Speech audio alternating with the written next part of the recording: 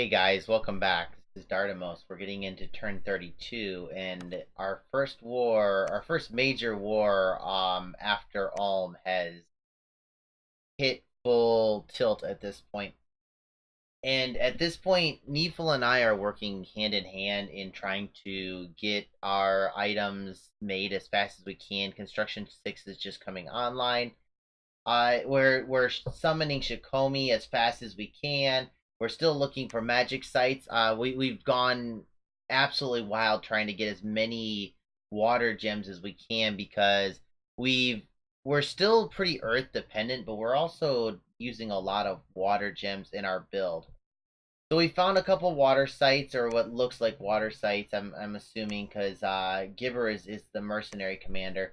We've also found that looks like possibly another one as well, another water site. So we're good on that one. And we have done a surprise attack on Mictlan. So let's look at our first battle. Oh, so not going to province. Think. A little bit of a spoiler. When you surprise attack somebody, normally battles go very well. So we have got a whole bunch of chaff here. It looks like it's quite a bit of PD, which is not. I mean, it might have just been through random events, but we kind of just do our normal scripting and just jump in. This guy's fully kitted, so there's no way impossible that he's going to uh that he's going to die. They're just this is not going to do it. You need a very specialized set of either spells and or geared thugs to take him out. Now, one thing I did want to check out with is how fatigue works. Now, if you look, my guy has 31 fatigue after his buff cycle, which is pretty good. I think they said like 60 fatigue. You're getting hit by critical hits 1 in 4 shots, which critical hits are the only way this guy's ever going to get hit with 29 protection, and even that isn't very good. But who cares? I mean, it's high enough that it's he's going to regen every bit of damage he takes. And one of the things I want to look at is his encumbrance. Now, his encumbrance is very high, 6 melee encumbrance, just because of his heroic ability, which kind of stinks. His fatigue is getting he's way below fatigue neutral. He's gaining, or he's losing 7 per. But what I want to see is oh, hold on, let me see. He's at 31 fatigue now. And let me just double check to make sure. Okay, he's at 29 fatigue. So somehow or another, he's lost 2 fatigue here. Okay, so let me look at this. 29 fatigue. Okay, he just did his attack, and now he's at 29 up to 35. So that's 6. So his attack brought him up 6 up his encumbrance. So he went from 29 to 35, which is at 6. Okay, that's cool. So one attack brings him up the full encumbrance. Now, the reason I'm looking at this is that I want to know what happens when he gets quickness, because some of these guys will get quickness eventually. Now, one interesting thing is that I mean, these guys have got 7 morale. That's utter crap morale. Actually, what? How does that guy only have 7 morale? Oops, I killed him too fast. I killed him too fast. Oh man, that's always my mistakes. How does he have 7 morale? I'm confused. Okay, so what must be happening is if you see this, it's basic 10 plus friendly plus squad morale equals 12.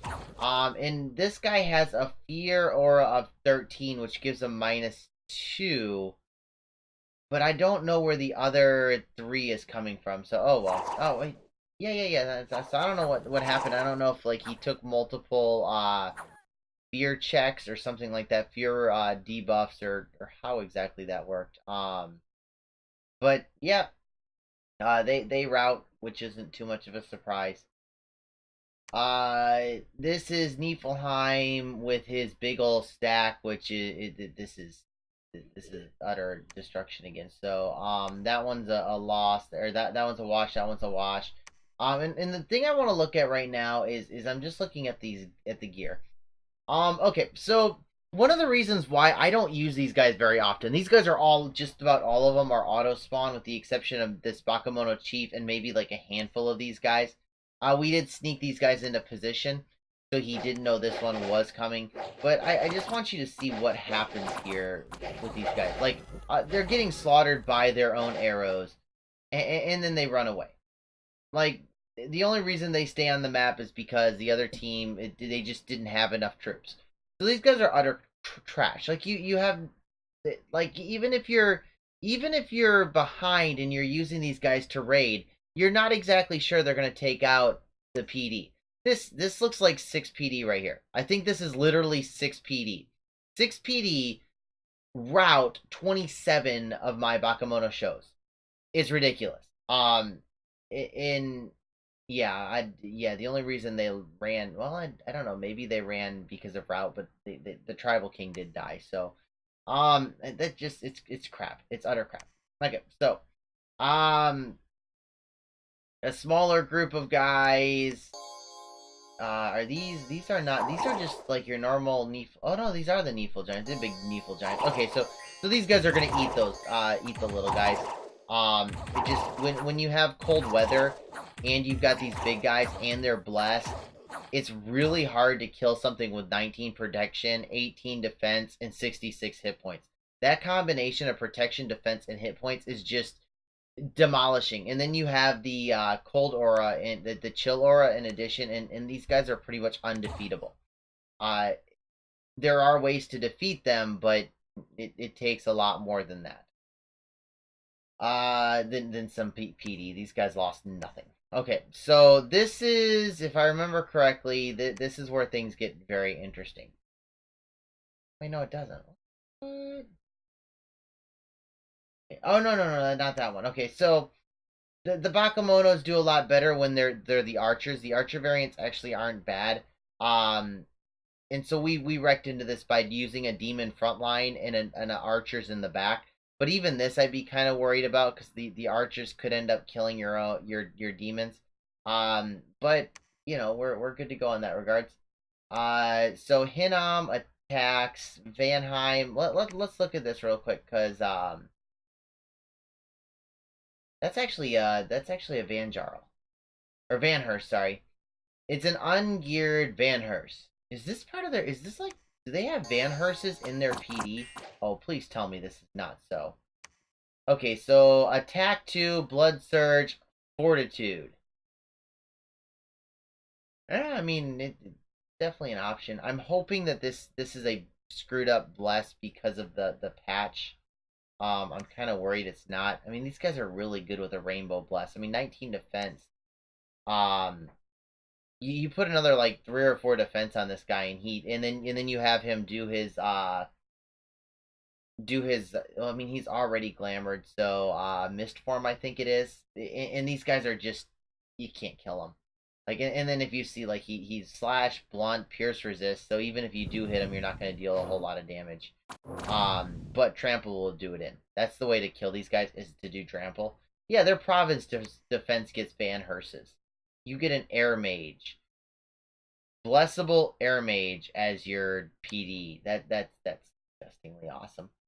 Okay, so Niflheim goes in and crushes Lanka, I guess. Well, not really because it's just militia, but hey, it looked like an event. So we got, like, for an event, we got a free province. Not bad. Okay, and this is the one that's very interesting because if you look, this isn't Mictlan's flag. This was the deep dive into Mictlan's territory that we couldn't see the province and we jumped in blind. And for some reason, it's independent. So let's watch this and see what's going on because it's. So yeah, Bogart has decided that he's gonna sit here, and me being the nice guy, or sorry, Bogus, being the nice guy that I am, I'm clearing Bogus for Mictlan. I'm being a good guy. Now this is a terrible thing to have cast upon you by the RNG, and I mean, I had this as MA Ulm, and I had no response to this other than send an army. What this is an event that's based off of a D&D party that the makers, Illwinter's creators, they ran a D&D party, and this was their party. And so you've got a mage, you've got an archer, you've got a warrior, a mage, and then this guy who is a knight on a freaking griffin. And if you see, like, they've all got amazing gear. Like, this gear is really cool. And I would love to have. Oh man, a rune smasher. That's nice. I mean, rainbow armor's not bad either. For especially for a So like all this gear is really good. The thing is that when I like if I kill them, I've got full gear slots, so I'm not gonna be able to take any of their gear, which kind of sucks. If I would have known that this was here, I could have snuck in a couple Bakamono chiefs and like maybe snuck some of their gear, which would have been cool. The problem is that like this guy's really good and he's got some really good gear, but they've got really good gear as well. Now the nice thing is we like a boss, we took his lance charge. This lance charge is actually pretty strong. It does half his strength, so that's 6 plus 19, so that's 25, and it's piercing, so I think piercing does another like quarter or something like that, or knocks off like a quarter of your armor. So that does 25 damage, and we have less than 25 protection. So I don't know how that didn't just wreck us, other than we rolled really well, which lucky for us, you know. Now he's gonna go. Finally got off his Legions of Steel, and his protection actually isn't crap anymore. Yay! Um, and now we just do Dione things. Now this guy's gonna come in with a 49 point attack, and I'm kind of let's start seeing some of the more in depth attacks because oh man, that looked painful. Okay, so he hits my Dione in the arm for 25 points of damage, which is like half my freaking hit points. So this random event spawns a guy that can take on a fully geared Dione. Good luck killing him. And I lost an arm. So now, not only did I lose my arm, I also lost the shield that I had. So yay. Now the nice thing is I'm still regenning, and I've you know, Bogus has decided that he's losing the battle somehow, and he runs. You know, small things that I was very happy to have lived through this. And at this point, like he's a problem. The Griffin is a problem. The rest of the party is kind of meh. So sadly, Bogus ran off with my arm, but we lived through that.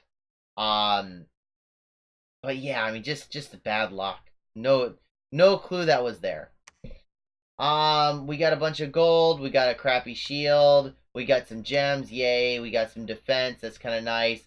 We've created a palisades, and we can't break through this because we only have one guy there. There are guys that are starving, and at this point, I'm starting to get nervous because one of the things about these Shikomi are that they are gluttonous. And gluttony will make it so they consume 5 times more than the average guy, and that ends up being a whole lot. So if you see, especially on these like 3 income, 1500 population, it really adds up quickly. Now the thing is that this will cause a chance of getting disease on some of my troops, but my troops are all demons, and I don't realize this right away. I realize it eventually, but as Yomi, you have to realize that these guys don't really matter to you at all. Now, if you mix them with your Bakemono Chos or your what are these guys? The bandits, you'll get those guys will get diseased because of your starvation. But your Dione won't. Your Naminari will. So you do have to watch out for your Naminari getting diseased because of it. But the majority of your troops and the majority of your commanders don't care if you starve. They just, I'm sure they get unhappy, but that's not an in-game thing. Now, if you see something, all the arrows are pointing out. And you might ask yourself, well, why aren't you pushing your advantage? You killed Bogus, and I mean, it's not like Mictlan can put up more of a fight than Bogus. Well, they had the power of truth on their side. And come to find out, we did have a nap with them. And so I felt terrible. Like, I mean, we looked through all of our stuff. Like, we looked through all of our communications. We asked the guy like 2 or 3 times, "Do we have a nap? Do we have a nap?" And he said nothing. And like, I mean, I don't know how much I could do. And to our discredit, both Niflheim and I know this player. Niflheim has played as a partner with this guy in another match. I played in a game with this guy. In my very first game, he and I were like, he's one of my first best buddies in a game where he and I just talked the whole game and we exchanged gems and helped each other out. And we're very mutually beneficial allies. And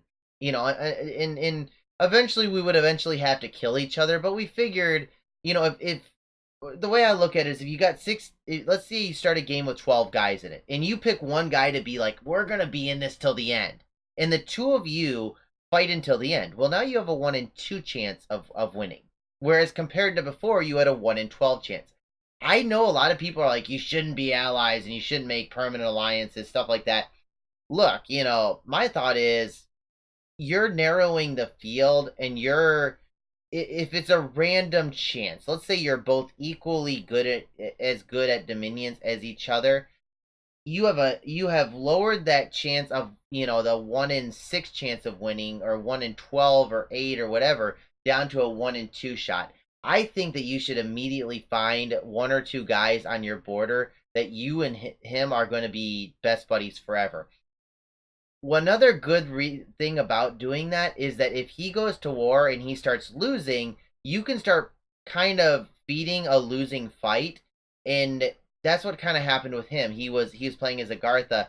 He was losing slowly, and I was able to prop him up, and because of that, the guy who was fighting him wasn't getting as much land. Now I could have eaten him, and then had a border with a stronger neighbor, or I could have kept him as a buffer, as a Poland per se, or something like that, where it's between me and a bigger, badder guy, and this guy is fighting the wars for me. Now, once he had lost his capital, I said, "Hey, I'm taking the rest of your territory if you don't mind," and he was happy to give it because I helped the dude out. I'm gonna vulture off of the guy, and he's gonna thank me for it. And I, if it was that the tables were turned, I would have done the same. Go ahead. In fact, I've done it in a game before. I was like, "Hey, I'm dying. Don't the guy who kills me, make sure he doesn't, get all the spoils. I won't, raise my own fortresses or doing anything like that. But I try not to screw over the neighbors that have helped me when I die. Um, and so all that to say, I broke Nap, and I'm a bad man, and I felt really bad. So like, I'm gonna send like a bunch of gems, a little bit of gold.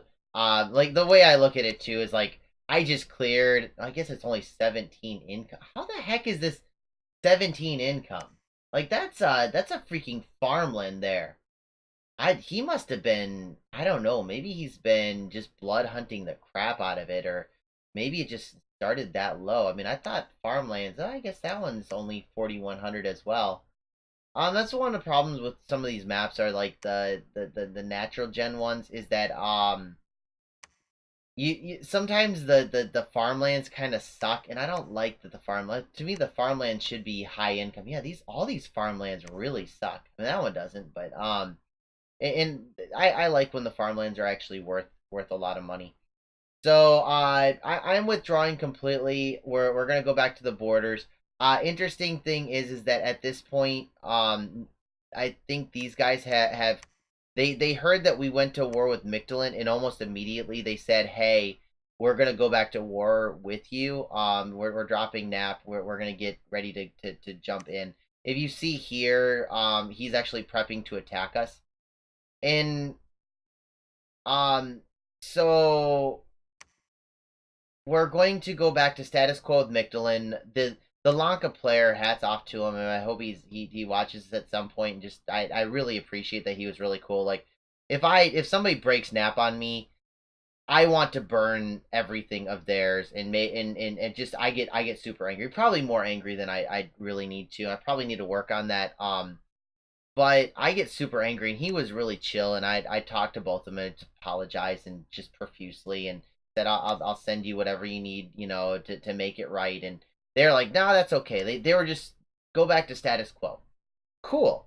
So we did talk to them. We said go back to status quo, but the guy wouldn't say if we had a nap or not. Like if the nap was over or not. So it took us a while to get back to understand that we do have a nap still. We are going back to natural borders. We're not going to fight each other, and this border is going to be sticking this way. And instead, we promised that we would attack Famoria and we said we'll get these guys back under control because they're going wild, taking over everything. And that was the end of the turn.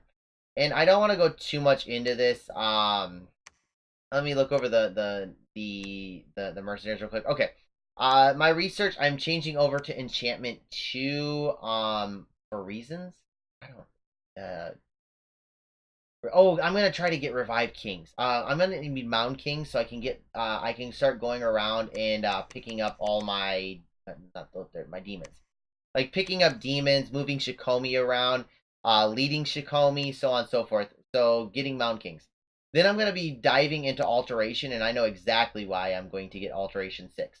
End of weakness works at like bark skin for all of my demons, and it's a bark skin like map wide, and it's really easy for me to cast because it's Earth 2, where protection, mass protection is Nature 3, which is a little harder for me to get. I can get it with items and such, but End of Weakness can be cast by any of my Dione, any of some of my, I think my, I know these guys can't cast it, but any of my Dione can cast it right away, and it will give it to them too, so I can actually put it in their buff cycle and just have them cast that instead of like Iron Skin. And it's not as good as Iron Skin, so I might want to cast Iron Skin too. But if I have a guy in back doing other things, I could definitely do that. So I am kind of sad because I really do want my Tai Tengu, but let's be honest, guys.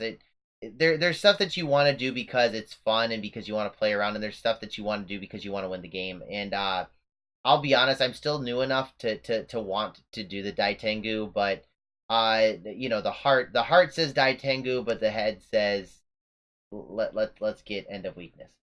So I'm gonna move into the next turn at this point, and try to punch through a couple more of these turns because I feel bad. I promised that there'd be action, and now there isn't, and see tons of not action. Now the cool thing is we do get to see what what his army looks like, which like I mean meh. And those guys are kind of cool, but I mean, not really. They're not the commander style. Um, and this isn't really enough to support a backline attack. So like even if he comes in against my Dione, my Dione should be able to tank this. Now I think what he's because if you see that's enough slaves to cast Hellbound Heart, so he might have been trying to Hellbound Heart me. But the problem with that was we were gonna switch. We were gonna do bait and switch. So Niflheim was gonna send his army in here. And where a Hellbound Heart would probably have like a I don't know, maybe a 5% chance of working. It might have like a 10% against the Nifl Giants. But I mean, I don't know, maybe it would have worked. I don't know. But I don't think it would have. He needed to bring his whole army against my my Dione, and I don't think he did the math on that one because I mean my Dione, where is he? And not only that, but oh no, this is this guy? This is the guy. So he would have had magic resist 18 plus the bless would have given him another 3, so it's 21 already. That puts you at like a 3% chance of actually doing doing Hellbound Heart. So I'm not worried about Hellbound Heart. I mean, heck, these guys. Wait, no, wait, what? Where's your blood mage? Okay, so Hellbound Heart, I think, is blood 2. Let me check real quick because this is a really cool spell to know about. I'm gonna look for it real quick, and of course, I'm not gonna have the slightest clue where it is. I thought it was deeper, but I guess Hellbind Heart. Okay, so what this is it's a range 30. Range 30 is really short. I don't even know if he'd have been able to reach me from there. I don't think he would have. I would have sat in back and buffed up, killed his guys. He would have gone off script and probably slaughtered all of his blood slaves. I don't know. Maybe it would have worked. I mean, my guy doesn't really want to come forward. He's happy sitting around waiting for his fear aura to work. But if you see it, it requires one blood slave, so he probably wouldn't have killed all his blood slaves. Um, the one more path would have given him, I don't know, guys. I mean, like it would have been like a 7% chance. So he would have cast it about 13 or 14 times, or with my luck once. And he would have like taken it that way. So I don't know. I think I would have slaughtered a lot of those guys, and even if it was only one Dione, and I can just go in and I'll send in two the next time or something like that. And this isn't my optimal gear set, and this isn't like who cares? I'll bring in an MR guy next time, and I don't know. Either way, it's over. We are getting over. If you see, all my guys are starting to move over to Mountains of Mist. We are going to have fun at for Fomoria's expense. I am no longer scared of this guy. I think I can take it, take him pretty easily. Actually, I'm still scared of that because this is huge. But I'm starting to get more confident, guys. Like this doesn't scare me, which is really weird because this is all that Mictlan has are these guys. So I mean, he might be able to do some magic shenanigans, but all I have to do is bait out his script and find out what his script is. And that's kind of one of the things is you bait out the script, and that's why if you see, I'm putting nothing here, guys. Well, I mean, I'm putting this guy is who's moving there? Yeah. I'm moving this guy here with a effigy of war. And then gonna pick up a couple of these guys. And what I'm gonna do is I'm gonna bait out his script. I'm gonna have this guy come in here, and then I'll see what he's casting, and whatever he casts will at least give me a hint of what his gem based will be. I'll see what gems he's using, and I'll say, okay, I can counter that. Lots of movement heading over. We're doing a lot more site searching. Did we get any sites? No, we did not. That's not us. Oh, the other thing is that our air mage has empowered an air, and now he can do cloud trapeze. I am shipping over more stuff. If you see, like just tons of stuff, including the bag of winds, to my partner. I can't remember exactly why he need. Oh, because he wants to do some cloud trapezing too, and he's been giving me all of his air gems. Well, I'm also giving him air gems so he can cloud trapeze with another guy. And what we're gonna do is we're gonna hammer him with cloud trapeze. Now on the other front, we've been hearing that the plan. I can't remember who. Somebody hinted in that Hinam is bragging that they're going to come and flank us from the back. I can't remember who that was, but really appreciated that information because now at this point, like my Niflheim is getting ready to cloud trapeze onto them, and he's just gonna murderize them. Because our gear set's better. Our gear set at the end of the day is better. If you see, like at this point, our gem income is just phenomenal. I'm making 20, 20, 38, 47, 50, 60, 64 gems a turn. So I'm almost making double my the turn, and that's with absolutely no globals. Uh you make Dione already. Your Dione already are your expanders. They're going out. They're not sitting at the lab. You're not missing out. You're missing out on a turn of expansion eventually, but you eventually run out of expansion. And, you don't need to be going to war the whole time. So you're looking at, by turn 10, 5 site searchers. By turn 20, you've got 10 site searchers. You can site search 10 provinces a turn, and then have a turn off, and then another 10 provinces. And you can site search everything in fire, earth, and death almost immediately. and then also Holy One, which is kind of nice as well. So it's so potent. This nation is so potent when it comes to your gem income. And what you want to do is you want to gear your guys, which is Earth, and you want your Shikomi, which is Death. Okay, so let me see. It's now 30 minutes. We're going to move into one more turn because I think that I think that the next one is when we're actually thinking that the war is going to break out. I think it's turn 34. So we have a ton of Shikomis again. We are once again they're retaking their forces here, or retaking their territories. They in we're, oh man, that kind of stinks because that's our home province is losing income.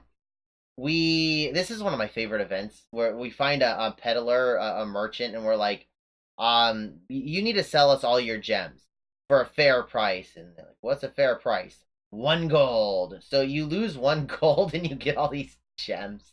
And so I like that one. It makes me giggle. And we find more gems. So not it's not, it's not a big deal because for everybody else this would be like, oh my goodness. For me it's like 10% of my monthly income. We're still starving, which is fine. So sadly, Dagon has left us. So I told my buddy that I said I'm tired of having him around. He's kind of done his job. I appreciate his researching ability, but at this point, like, I got 680 research. I don't need to be spending money on him.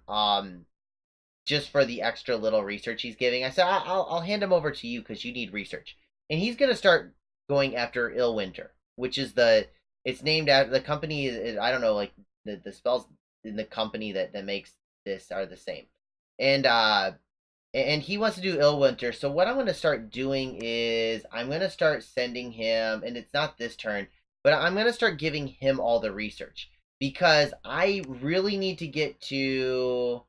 I guess I'm not doing Alt 6. I've decided to go enchantment for some reason. Why am I going enchantment? See, this is why I enjoy putting these things on the air and putting them on YouTube so people can see just how idiotic I can be sometimes. Why would I? Oh, Thunder Ward. Thunder Ward would be nice. Horde of Skeletons. Horde of Skeletons, that's it. Okay. So I was not an idiot. I should know this. Enchantment 5 is Horde of Skeletons. And Pale Riders is also kind of nice for raiding. And I will do that in the future, so we'll see Pale Riders as well. In fact my partner, I used Pale Riders against him, and he got this in like the game that we were playing, and he saw how effective it was and started using it himself because these guys are such good raiders. And they can cross rivers, by the way. They completely cross rivers without any malice. So you just give them I think it's a Mound Fiend or something like that. Whatever the mounted commander is, you give him a bunch of these Pale Riders, and they eat PD for lunch. Horde of Skeletons will give us Skelespam, which is awesome. And we also, I didn't even see that one. Oh, hold on, it just clicked it off. I think it gave us Foul Vapors too. Yeah, Foul Vapors as well. So we want to do a Foul Vapors trap. We can do a Foul Vapors trap. I don't see that happening since we're going against giants, but meh, we could do it if we want to. Okay, Construction 7 is also in our future, which we're going to do Weapons of Sharpness. Let me just tell you, this was a mistake. I don't have easy access to Earth 5. I mean, it's not hard access, but I need to do boosters, and at the end of the day, I don't want to be boosting my guys in Earth. Weapons of Sharpness is nice against these giants, but ultimately, I don't think that I need them, and it might have been a mistake. Now, Forge of the Ancients would have been very nice, and I don't know if we actually cast this. Oh no, because we 80 Earth Gems. We might get it to it by the end of the game, but let me just tell you, you see this round 0, get used to it because it will be there a lot. Now, if you see, we have arrows going in the right direction, and just so you know, we don't have a nap. I know this for sure. I have seen the future. We do not have a nap. This will not be another false flag. Now, I am running away like crazy with my effigy war. If I could, I would have made it here. Sadly, oh no, I thought I couldn't carry all these guys. Okay, so we're getting everybody out. These poor guys can't run. Poor Demon Priest is standing here firm. But we are now going to war. I'm not sure which exactly turn it is, but just so you guys know, in the near future, Tianqi is losing the war. And as part of their agreement for ending the war, they are promising to go to war with us. But we've kind of come to an agreement that it will be a limited war, both ways. So I've told him that as long as he doesn't, bring huge armies over, I won't go killing him, and as long and as and I won't, and as long as I don't do that, he won't do it to me. So we've kind of agreed to limit our war to these three provinces, and just any wars that happen will happen in these three provinces. That way we're not, they're able to build back up because they got wrecked. I mean, utterly wrecked by Femoria, and they don't want to get wrecked more by us because we can hold Femoria and then push in on these guys really easily. But we would rather push Femoria because if Femoria can beat Tianqi already, Tianqi kind of wants Femoria to get hurt and to take the brunt of this war. They don't want the brunt of the war. So our agreement is to limit it to these three provinces right here, and I don't even know if that province was agreed to or not. But mostly these two provinces, so we can attack each other there. Um, I do think that is a gentleman's agreement. If we started wrecking too much, that he would say, "Look, it needs to be a full-out war at this point," and I have no problem with that. We are taking over these provinces right here. This is going to be our initial raids. These will be our initial raids. We're looking at taking these three, and I'm a little bit worried about this one. But like these troops are kind of goofy troops. I don't know if he can't make these Fomorian Giants anywhere else. I guess I could look real quick. And this is normally how I work when I'm playing against somebody. I don't know exactly what they have until I'm at war with them. It hasn't gotten me in too much trouble lately. Okay, so they can do these guys there, but for one reason or another, he doesn't want his 16 protection guys. Which is fair enough. They're not very good. And that's not a bad troop right there. I mean, they don't have a good attack density, but 21 damage for 15 gold. I can think of worse things in this world than a 21 damage unit for 15 gold. Piercing too, so it goes through. I mean, that'll slice through just about anything. This, if you attack a human troop with this will kill that human troop. Now with 5 protection and 30 hit points, nah, he'll win.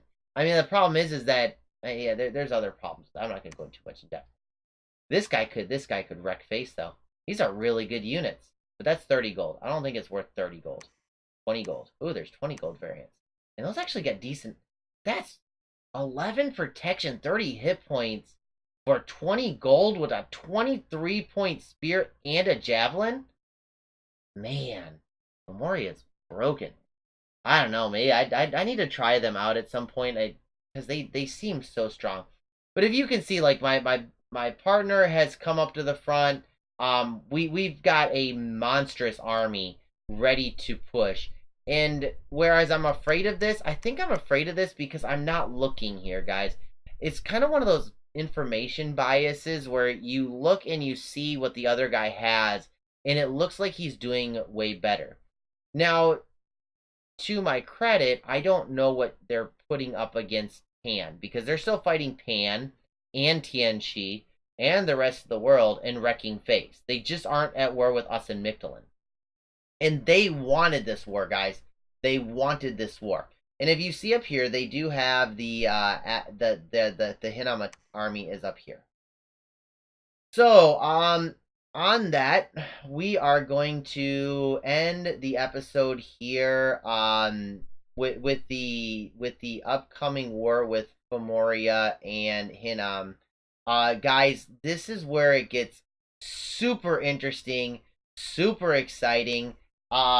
You're gonna see my troops in action. Where you actually get to see raids, you get to see full armies. You get to see army on army action in super combatant versus super combatant action. You get to see cloud trapezing. You get to see utter stupidity on my part a couple times. And to me, I really feel like this war did a very good job of I guess showing me what my strengths and my weaknesses are. And it also shows me how awesome Niflheim is, because he is an excellent player, way better than I am. So I hope to see you guys in the next episode. In like always, likes, comments, subscribes. It really does help me out. Gives me motivation to keep on doing these things, and lets me let you guys enjoy them. So have a good one. Bye.